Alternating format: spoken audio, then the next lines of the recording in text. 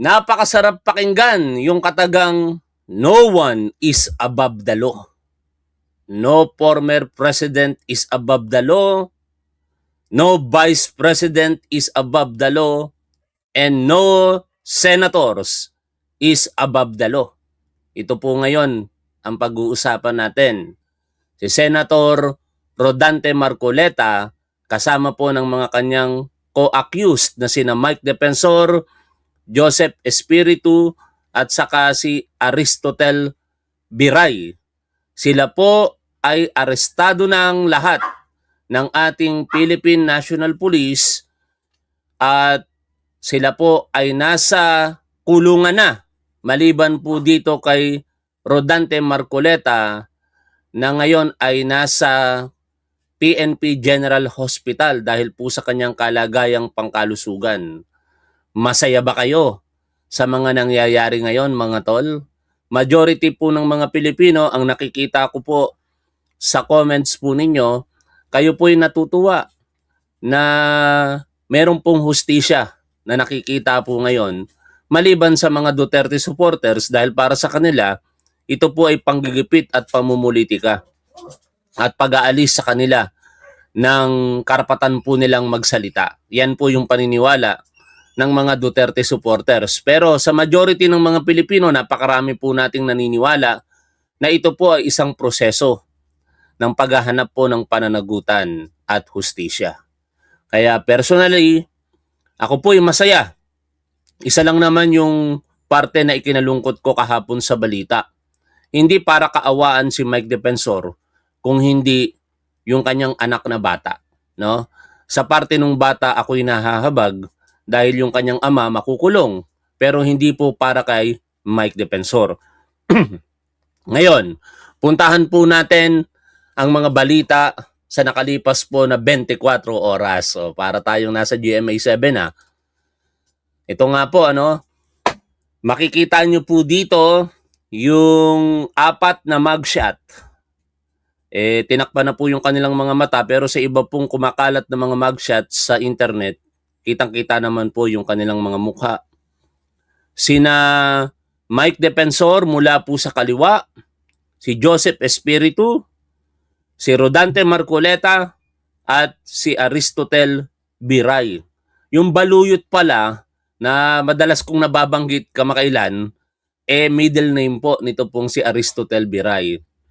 Sabi po dito sa Inquirer.net, all 4 plunder accused taken into custody. Look, the PNP noted that the 4 individuals accused of plunder, Senator Rodante Marcoleta, former Congressman Mike Defensor, and businessmen Joseph Espiritu and Aristotel Biray, had been arrested and accounted for on Monday. Marcoleta was arrested at the Sandigan Bayan after his motion to quash was denied. Shortly after, Defensor and Espiritu were nabbed while conversing at a coffee shop in Quezon City.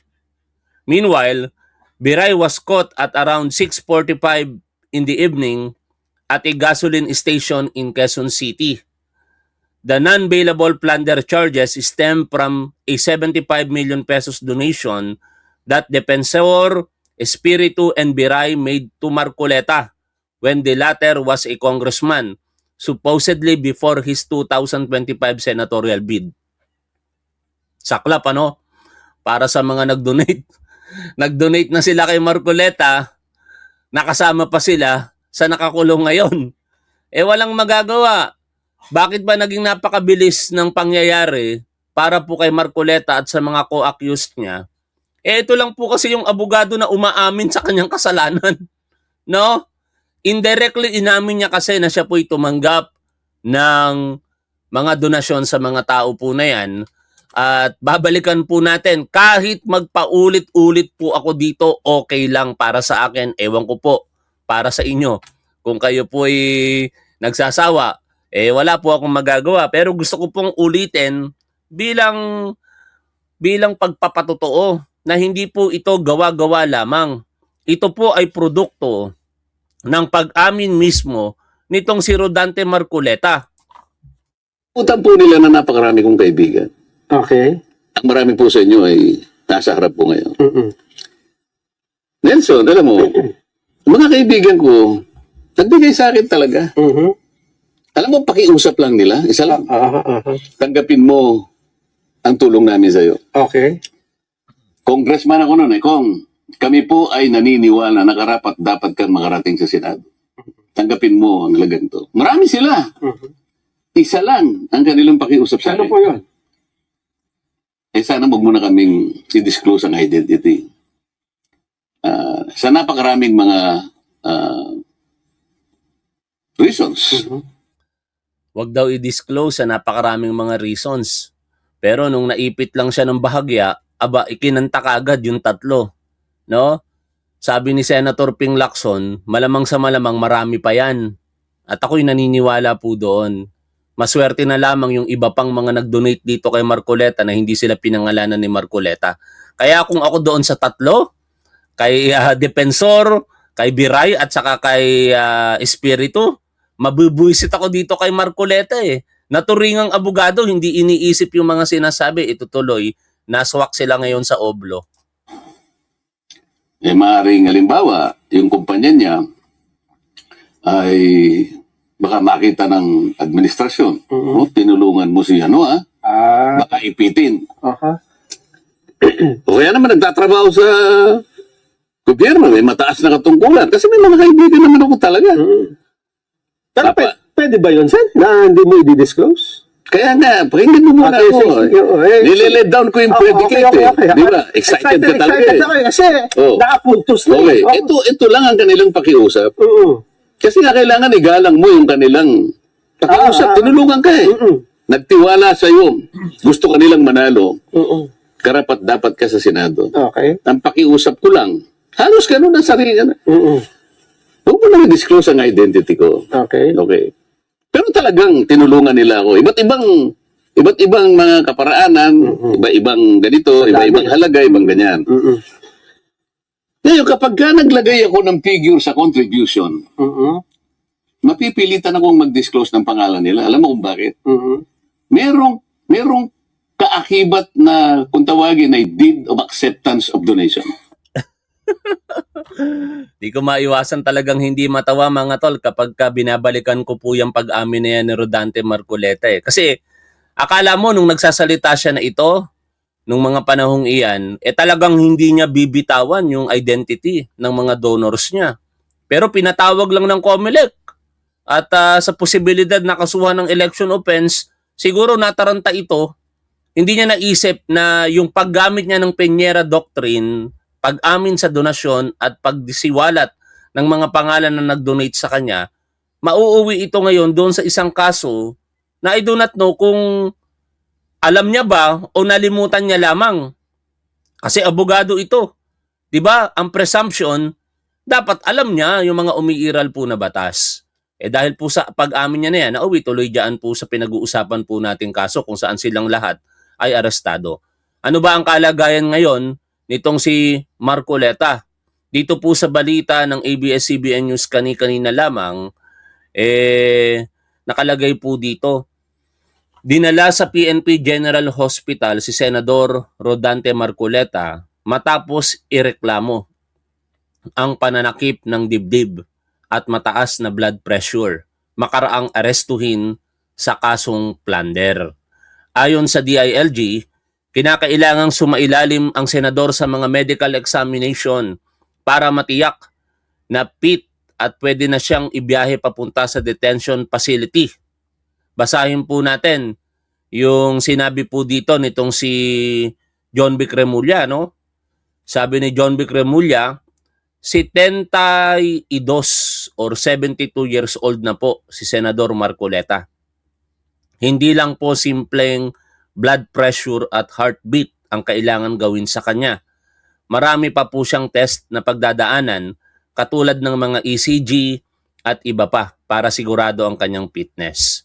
And ako naman hindi po ako nagdi-disagree dyan kasi part of his right, no?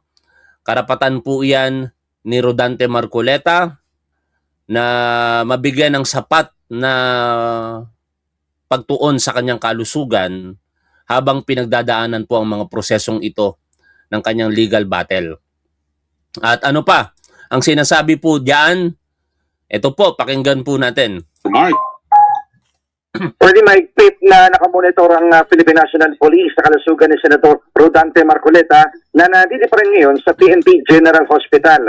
Ito'y matapos dumaing ito ng chest pain o pananakit ng dibdib at tumaas yung kanyang blood pressure kasunod ng kanyang pagka-arrest sa kasong plunder na may kaugnayan sa pagtanggap ng 75 million pesos na campaign donations.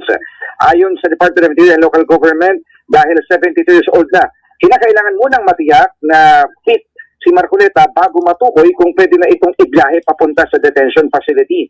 Posible mo nang tumagal ng 2 araw ang assessment para makita ang buong medical picture ng senador dahil kinakailangan pa nitong dumaan sa iba't ibang medical examination kasama na ang ECG.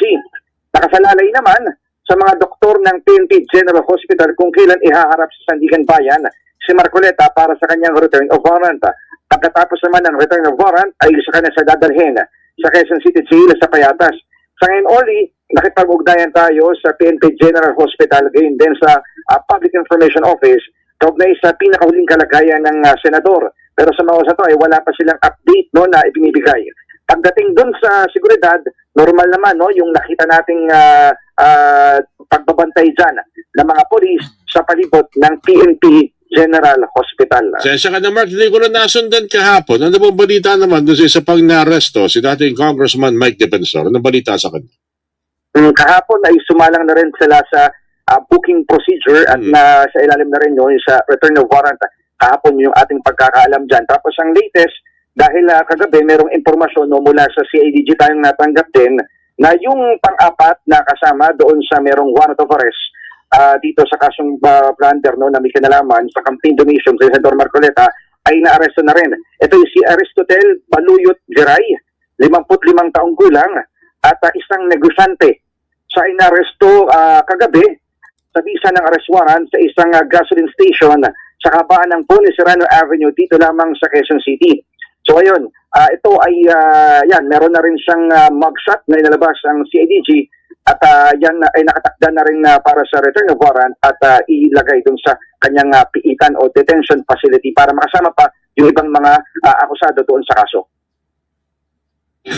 Mamaya ulit magbabalik tayo, oras na may Ano yan napakinggan po natin yung update diyan po sa balita. Binabalik-balikan lang naman natin itong mga napakasarap na balita na ito mga tol.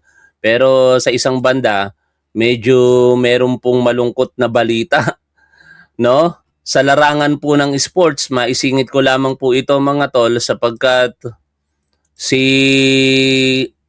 Alex Ayala ay natalo po kagabi. Hindi ko na nga pinanood kasi sabi ko parang malas pag ako'y nanonood. Nanalo nga nung second set. Sabi ko swerte na. Hindi ko na patuloy na panoorin pero kinalauna natalo po siya sa third set. Tinambakan din po ang Gilas Pilipinas ng Australia, mahigit 40.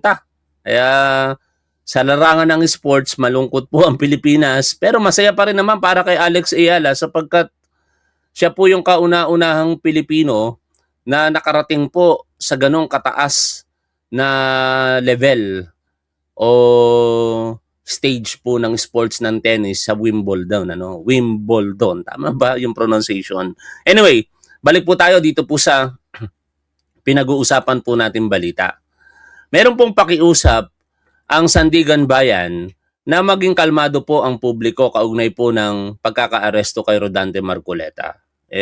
Alam naman natin lahat na tayo namang majority ng mga Pilipino, ikinasasaya pa nga iyan. No? Kasi yung proseso na pagdadaanan para malaman yung katotohanan kung meron bang paglabag sa batas itong mga ito o wala. Pero siyempre, ang mga DDS at posible ang Iglesia ni Cristo hindi po nagustuhan niya. Nagrally nga po sila para lamang pigilan sana yung pagsasampa ng kaso laban kay Rodante Marcoleta. Pero hindi sila nanaig. Kaya sa puntong ito, may pakiusap. Ito pong isa po sa justice o chairman po ng 3rd Division ng Sandigan Bayan. Basahin po natin ito pong balita. Sandigan Bayan Justice appeals for calm after Marcoleta's arrest. Prompted by the tense situation, Associate Justice Carl Miranda on Monday spoke sa kauna-unahang pagkakataon. Nagsalita po siya, no, sa loob po ng 10 taon niyang panunungkulan na dyan sa may Sandigan Bayan, at hinimok po ang publiko na magtiwala sa hudikatura, no? He urged the public to trust the judiciary will do its job with regards to the plunder case of Senador Rodante Marcoleta. Miranda is the chairperson of the Sandigan Bayan 3rd Division, which issued an arrest warrant against Marcoleta and his 3 co-accused for plunder arising from the 75 million pesos campaign donation the senator received while still a House lawmaker, which, according to state prosecutors, are not allowed under law, while stressing that the amount was not even declared in his financial and campaign disclosures. Due to his arrest, Marcoleta failed to attend the opening of Vice President Sara Duterte's impeachment trial. At yang kaugnay po niyan, magpapatuloy po ang ikalawang araw na trial mamayang hapon. Tututukan po natin yon, mga tol. Ngayon, puntahan na po natin yung pagdala naman dito po kina Depensor kahapon diyan po sa Quezon City Jail sa Payatas. Ito po ang kuha kay Mike Depensor nang sila po'y ipormal lang dadalhin sa kulungan. Basahin po natin ang kaugnay na balita. Sabi po dito, embattled former lawmaker Mike Depensor and businessman Joseph Espiritu were placed in detention at the Quezon City Jail in Barangay Payatas on Monday. Raising their fist. Ganun po sila, no? Dalaw sabay sila. Parang ang simbolo ay palaban. Tingnan natin kung hanggang saan ang laban, ano? The two arrived at the jail aboard a coaster heavily escorted by police at 3:45 in the afternoon after undergoing processing at the Philippine National Police Headquarters and the Anti-Graft Court, the Sandigan Bayan. Their aides later delivered their luggage containing clothes, food, and other personal necessities. Pero sa ating pagkakaalam, mga tol, bawal po yan eh. No? Baka yung mga initial lamang na needs. Kasi meron pong sariling kasuotan o uniform ang mga person deprived of liberty. Ang pagkain, inaalaw po yan somehow, pero meron din pong sariling pagkain ang mga PDL. At kung ikaw ay magdadala ng pagkain dyan, dapat dala ng kamag-anak mo. No? Dala ng kung sino mang pinagkakatiwalaan o dumadalaw sa'yo. But hindi pwede yung dahil gusto mo lamang kumain ng ganon, dadalan ka. We do not know so far the circumstance surrounding this information. Ano? Kasi may maleta na dinala at naglalaman daw po iyon ng mga damit, pagkain at personal necessities. Anyway, sa kabuuan mga tol, ito po yung naging kaganapan kahapon. Panoorin, reaksyonan po natin, balikan po natin. Pasensya na kung umuulit-ulit tayo. Ang sarap lang kasi talaga sa pakiramdam na yung parang untouchable pero ngayon dumadaan na sa prosesong legal. Sabi nga po natin kanina sa ating opening, no one is above the law. Ang sarap pakinggan lagi pag sinasabi yun sa intro natin ni Congressman Benny Abante. Not even the Vice President. Inaresto na si Senador Rodante Marcoleta sa kasong plunder na nagkakahalaga ng 75 million pesos. Nauna nang hiningi ni Marcoleta na i-dismiss ang kaso pero ang sabi ng Sandigan Bayan kanina, nakakita sila ng probable cause sa kasong isinampa ng ombudsman. Nakatutok si Maki Pulis. Ang ganda nung naging diskarte, no? Kasi kung lalabas yung warrant of arrest nung gabi ng Biyernes, baka makakuha pa ng simpatya doon itong si Marcoleta, sabihin ni Railroad, 'di ba? Pero as early as Friday night meron na palang warrant of arrest, hindi na lang muna inilabas. Siguro naisip rin ng Sandigan Bayan na baka ganun nga yung mangyari, hindi maging maganda ang perception, partikular sa mga supporters nitong si Rodante Marcoleta. Kaya pagdating ni Marcoleta, nilihim naman siguro sa part niya, akala niya wala pang warrant of arrest, nagpunta siya doon para i-request sa korte, no? Sa pamamagitan ng kanilang motion to quash. Nagyayelo na naman yung aircon ko, sira na yata ito. Sa pamamagitan ng motion to quash o ibasura yung information na inihain ng ombudsman, hindi naman din po ito napagbigyan. Kaya pagdating po nila doon, ni-lockdown na yung Sandigan Bayan after the denial of the motion to quash. At syempre, arestado itong si Marcoleta. Ituloy po natin ang pakikinig po dito sa balita. Nang magpunta si Senador Rodante Marcoleta sa Sandigan Bayan pasado alas 8 ng umaga, handa na pala ang warrant of arrest laban sa kanya para sa kasong plunder. Kaugnay ito ng pagtanggap niya ng 75 million pesos mula kay dating Congressman Mike Defensor at dalawang ibang individual noong January 2025 para sa kanyang senatorial campaign. Hindi niya ito idineklara sa kanyang Statement of Contributions and Expenditures dahil nakuha daw niya ito bago pa ang simula ng campaign period kung kailan hindi pa siya itinuturing na kandidato. Pero giit ng ombudsman, hindi rin niya ito idineklara sa kanyang Statement of Assets, Liabilities, and Net Worth. At masyado raw malaking halaga para ituring na simpleng regalo lang, lalo't nakaupo siya noon bilang kongresista. After that situation kasi parang wala nang pagkalagyan si Marcoleta, no? Kasi alam niyo mga tol, yung donasyon na yon, kung idideklara niya naman sa kanyang salin, lalabas po na yon ay kapagtaka-taka, no? Questionable, nakakapagtaka. Paano mo ngayon may papaliwanag na bigla kang yumaman ng 75 million pesos? Hindi mo naman pwedeng sabihin na yan ay tinanggap ko bilang regalo. Kaya hindi niya dineklara. Tapos hindi niya rin nilagay sa kanyang sose. Doon na nagkaroon ng komplikadong sitwasyon si Marcoleta na nagdulot sa kanya ngayon ng legal na problema. In short mga tol, kung hindi ginawa ni Marcoleta ang tumanggap ng pera ng panahon na siya ay kongresista pa lamang, kahit ang layunin niyan ay gamitin niya sa kanyang pangangampanya, wala sana siyang ganitong problema.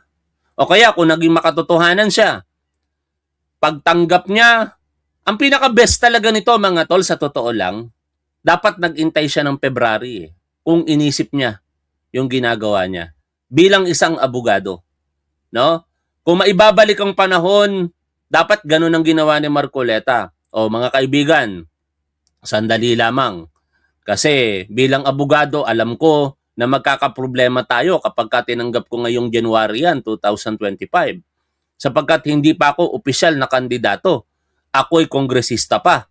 Kaya, total, magpe-February naman na at umpisa na ng pangangampanya at opisyali magiging kandidato na ako, baka pwedeng ibigay nyo sa akin ang donasyon na yan sa buwan na lang ng February. Pero hindi niya nagawa. Bakit? Yon ang hindi natin alam. No? Kasi pwede nating sabihin, kaya niya hindi ginawa para i-safekeep niya na, personal na, which is parang ganun ang nangyari dahil afterthought na lamang yung donors tax nila.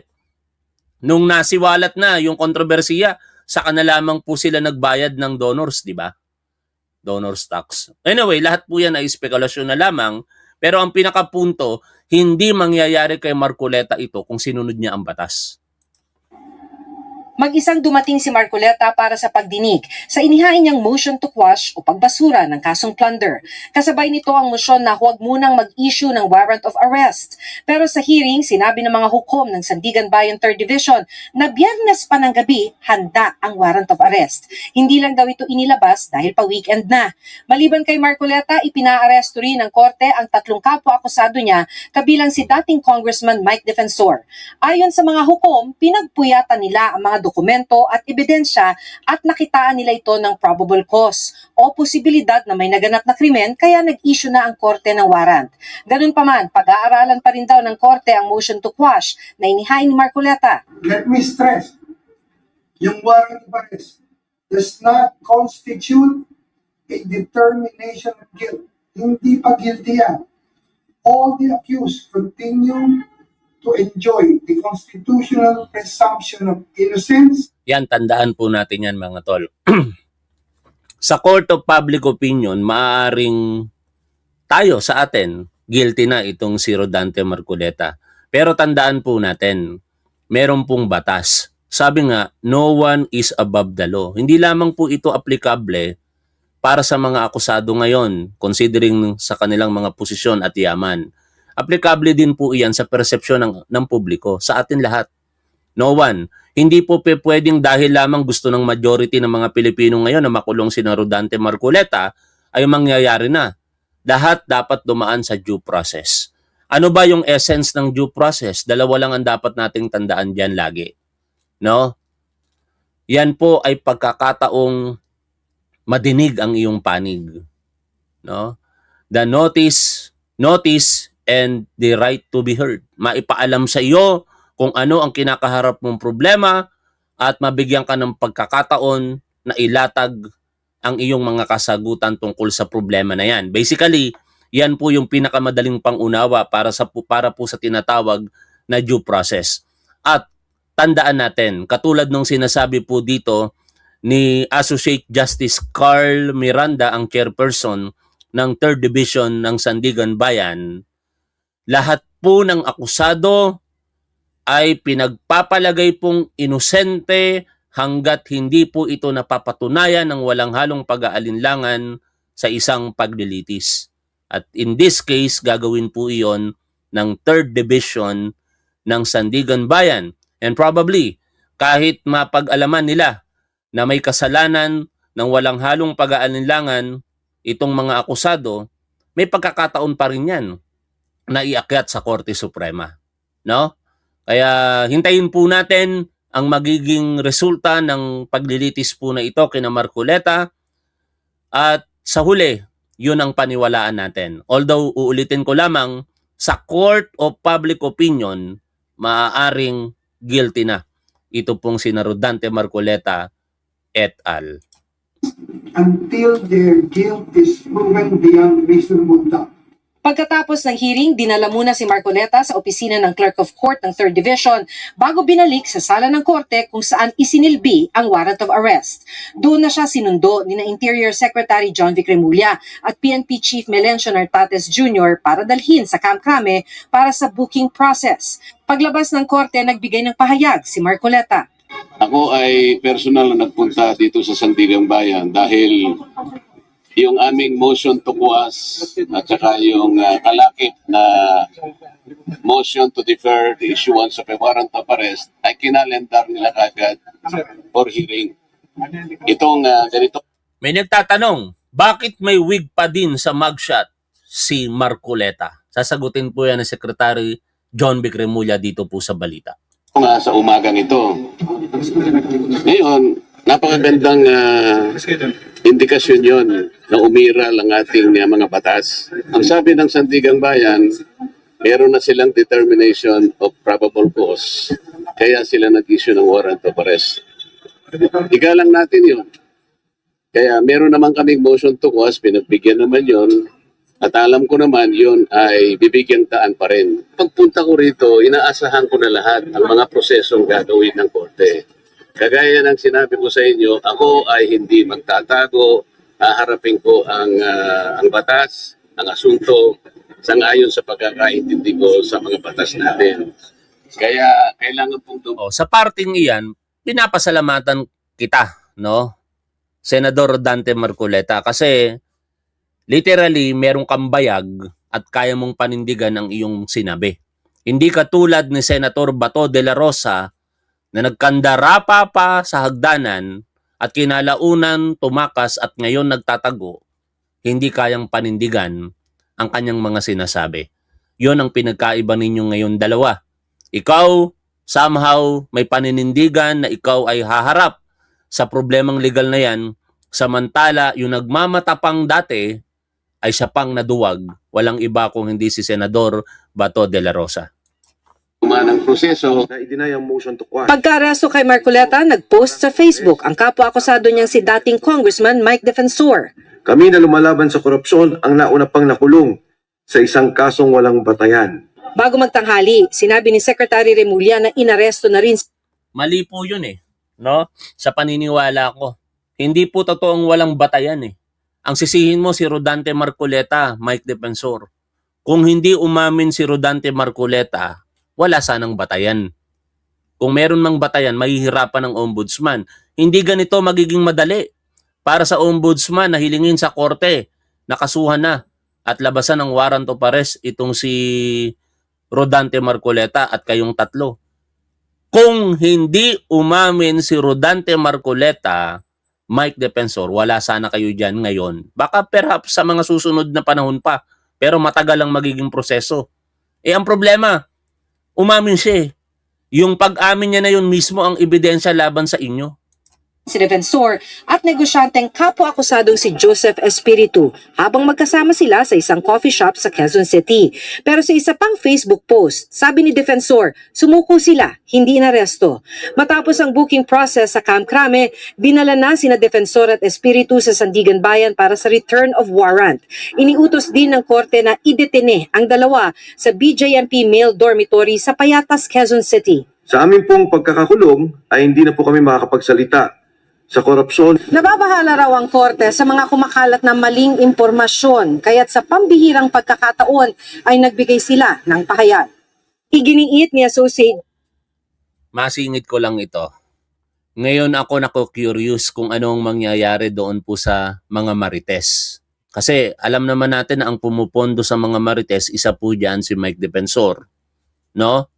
Magpapatuloy pa rin kaya ang mga marites na ito sa kaliwat kanan po nilang pag-aakusa sa mga kapanalig ng ating Pangulo at sa Pangulo mismo? Tingnan natin, no? Kung sila po kasi nagsasabi ng katotohanan, hindi sila matitinag. Kahit nakakulong na itong si Mike Defensor, dapat panindigan pa rin nila kung ano yung mga ginawa nila at sinabi nila sa nakalipas po na mga buwan at taon, no? Almost 1 year na din pong nag-iingay itong mga marites na ito. Ay, hindi pala. Kasi ang una pala, sa bagay una si Gutese, September siya nag-ingay no? Pero itong mga marites na marami, formally silang nag-ingay February 24, the day before EDSA anniversary, no? At sinabay nila yon sa confirmation of charges hearing ni Rodrigo Duterte sa ICC. At syempre, kasama po diyan sa mga marites si Baligod, no? Parang hindi nga nagsasalita si Baligod ngayon, napansin nyo ba? Kaugnay po ng pagkaka-aresto dito kina Mike Defensor. Parang wala akong nahagip na balita maliban siguro sa kanyang Facebook post. Pero yung laman po ng balita at napag-uusapan sa social media, parang tahimik pa itong si Baligod sa kasalukuyan. Justice Carl Miranda, chairperson ng 3rd Division, magkaka-opinyon lang ang korte sa pamamagitan ng kanilang desisyon matapos ang masusing pag-aaral sa kaso. The judiciary does not decide cases based on political affiliation, public opinion, public pressure, or the passions of the moment. Again, the judiciary, courts decide these matters only according to our Constitution, the law and the evidence presented by the party. And its role is to ensure that no person is above the law. The court has no politics, guided only, sorry for the third time, the Constitution. Umapela rin si Miranda sa publiko na magtiwala sa judicial process. To the general public, I just want to say this. Do not fear. Do not be anxious. Because the court, ang Judikatura is here to provide a peaceful forum for the resolution of disputes. inside the courtroom and not in the streets. Nag-issue rin ang Sandigan Bayan 3rd Division ng hold departure order laban kay Marcoleta at iba pang akusado. Maki Pulido nakatutok, 24 oras. At kasunod ng pag-aresto ay isinailalim sa booking procedure sa Camp Crame si Senador Rodante Marcoleta. Anyway, napag-usapan naman natin na lahat yan, ano? At sa huli mga tol, ang nais lang natin dito katotohanan. Kung wala namang kasalanan si Rodante Marcoleta, lalabas naman po ang katotohanan sa huli. Pero parang karma po ito sabi ng ilan. Kasi isa itong si Marcoleta sa sinisisi kung bakit mahigit sa 10,000 mga kababayan po natin ang nawalan ng hanap buhay sa panahon pa ng pandemya. No? Nung pandemic times, ipinasara ni Rodrigo Duterte sa pamamagitan ng kanyang mga kaalyado ang ABS-CBN. At isa po doon ang matindi sa paghahanap ng butas para maisara ang ABS-CBN, walang iba kung hindi itong si Senador Rodante Marcoleta. No? At ngayon, parang sabi ng iba, hustisya daw yon para sa mga nawalan ng hanap buhay sa panahon na kailangan nila. Pangalawa, ito pong si Senador Rodante Marcoleta, seryoso po ang kinakaharap na krimen na ibinintang po sa kanya, makukulong po ito habang nililitis ang kaso niya. Walang pinagkaiba yan sa pagkakakulong ni dating Senador Leila de Lima. No? Alam naman natin ang nangyari. Napatunayan sa korte na walang kasalanan si Leila de Lima at kung yun ay totoo din sa parte ni Rodante Marcoleta, lalabas din na wala siyang kasalanan kung talaga nga namang wala siyang ginawa. Pero iba kasi ang sitwasyon. Kay Leila de Lima, trump-up charges, gawa-gawang kaso. Yon ay katotohanan na. Hindi na po yun dapat pagdebatihan pa dahil yun ay sinabi na ng korte. Pero kay Rodante Marcoleta, sinasabi nila gawa-gawang kaso, ngunit ang sinasabi ng prosecution or ng ombudsman, siya mismo ang umamin. Kaya mabigat ang kinakaharap niya ngayong kaso. And that is plunder. Maraming salamat sa inyo mga tol. By the way, meron pong binibentang t-shirt si Top 1, pre-order. No?